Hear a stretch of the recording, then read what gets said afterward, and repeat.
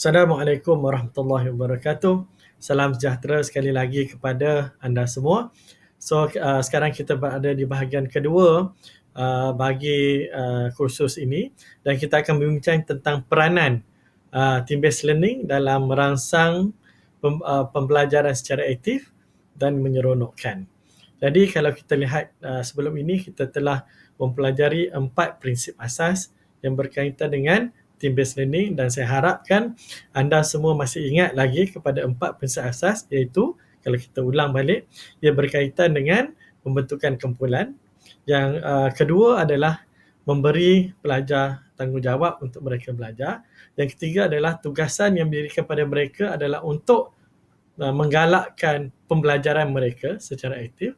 Dan yang keempat prinsipnya adalah memberi maklum balas yang berkesan untuk mereka terus maju dalam sesi pembelajaran mereka dan menggalakkan pengalaman pembelajaran yang lebih berkualiti dan bermutu.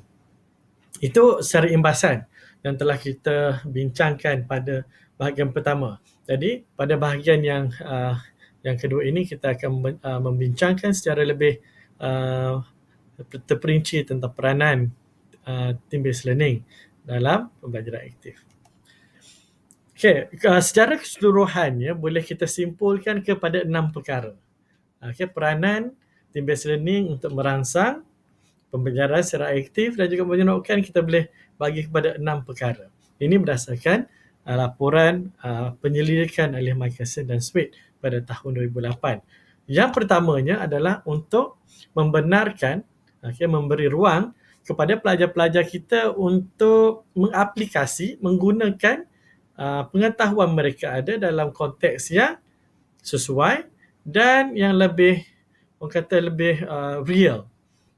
Situasi yang lebih real, yang lebih benar dengan konteks mereka sebagai seorang pelajar. Ini antara peranan yang pertama yang dimainkan oleh team-based learning. Yang kedua adalah untuk melibatkan pelajar dalam proses pembelajaran supaya pembelajaran dan juga perkara-perkara yang mereka lalui bermakna untuk mereka dalam konteks mereka sebagai seorang pelajar. Dan ini ada berkaitan dengan penglibatan pelajar secara aktif dalam memberi makna kepada bahan-bahan yang mereka pelajari. Yang ketiga, kalau kita dapat rumuskan di sini adalah dia merangsang pembentukan dan penambahbaikan kepada kualiti pemikiran mereka.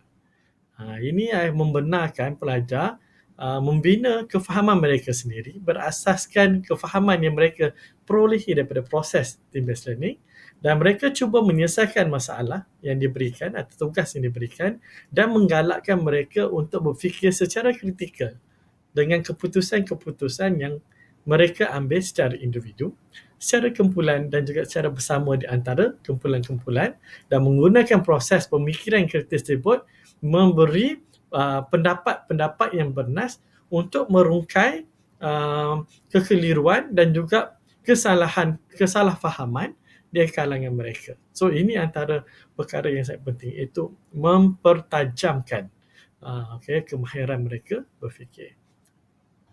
Dan peranan yang keempat yang dilihat dimainkan oleh team-based learning adalah berkaitan dengan pengkayaan pembelajaran pelajar-pelajar tersebut semasa proses team-based learning. Dan ini selalunya orang kata kita bukan sahaja mendengar semasa team-based learning, tetapi kita melibatkan diri kita di dalam suasana pembelajaran, menyumbang kepada pembelajaran dan akhirnya memberi suatu pengalaman bermakna kepada kita sebagai seorang pelajar semasa dalam proses kita mendapatkan ilmu pengetahuan yang diperlukan untuk kita lebih berkemahiran dalam sesuatu perkara dan subjek yang kita pelajari. Dan peranan yang kelima yang didapati oleh Michelson and Sweet adalah ia menggalakkan pembentukan kemahiran bekerja kumpulan. Ini sudah pastilah sebab kita tengoklah team-based learning, nama je pun team-based learning, dan sudah pasti antara satu perkara dan satu peranan yang penting yang dimainkan oleh team-based learning adalah untuk menggalakkan pembentukan kemahiran bekerja dalam kumpulan dalam konteks mereka belajar. Ini antara kekuatan ataupun peranan TBL secara umum dan secara khususnya. Dan kalau kita lihat bandingkan yang kalau bentuk-bentuk lain, mungkin kita kurang jelas dari segi peranan mereka dalam membentuk kemahiran bekerja kumpulan, bekerja berpasukan. Dan yang terakhir, yang terakhir yang kita boleh rumuskan daripada kajian ini adalah TBL ataupun team based learning ini mempunyai peranan penting dalam membentuk tingkah laku mereka. Tingkah laku mereka dalam belajar. Dan ini antara perkara yang dilihat sebagai sangat positif kerana apa? Kerana mereka telah terbiasa, untuk bekerja sama dalam kumpulan untuk membina ilmu-ilmu secara bersama. Jadi kalau kita lihat pada ini, dia dah bentuk sifat-sifat yang baik ini semasa mereka belajar di dalam bilik darjah lagi. Jadi ini something sesuatu yang mungkin kita tidak nampak, tetapi ini yang dilaporkan oleh Michelson and Sweet yang menggambarkan bahawa perubahan tingkah laku yang baik berlaku dalam kalangan pelajar-pelajar yang mengikuti pengajaran dan pembelajaran melalui team based learning ini. Jadi kalau kita dapat rumuskan sekali berdasarkan 6 peranan team based learning ini, maka kita dapat lihat betapa besarnya peranan team based learning ini dalam membentuk kemahiran abad ke-21 yang kita sering perkatakan selama ini. Jadi mudah-mudahan dengan perkongsian sedikit daripada peranan TBL ini dalam memperkasakan pembelajaran secara aktif dan menyeronokkan, dapat kita sama-sama hayati, dan mungkin selepas ini kita dapat amalkan dan laksanakan untuk memastikan pelajar-pelajar kita juga mempunyai perkara-perkara ini selepas melalui proses team based learning.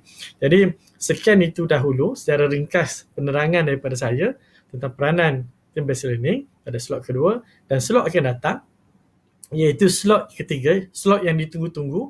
Apakah proses, apakah aktiviti, apakah langkah-langkah yang perlu kita laksanakan, yang perlu kita ketahui untuk mengamalkan team based learning dalam proses pengajaran dan pembelajaran dalam bilik darjah kita sehari-harian.